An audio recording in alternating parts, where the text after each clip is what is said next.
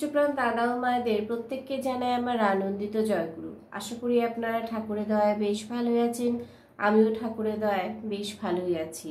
পরম প্রেমময় শ্রী শ্রী ঠাকুর অনুকূল চন্দ্রের শ্রীহস্তলিখিত সত্যানুসরণ গ্রন্থ পাঠ। হেগে মরার চেয়ে হেঁটে মরা ভালো। যে বলায় কম কাজে বেশি সেই প্রথম শ্রেণীর কর্মী। যে যেমন বলে তেমনি করে সে মধ্যম শ্রেণীর কর্মী। যে বলে বেশি কাজে কম সে তৃতীয় শ্রেণীর কর্মী। আর যার বলতেও আলস্য করতেও আলস্য সেই অধম।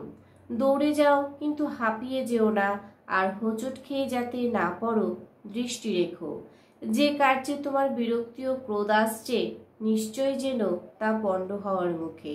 কার্য সাধনের সময় তা হতে যে বিপদ আসবে তার জন্য রাজি থাকো।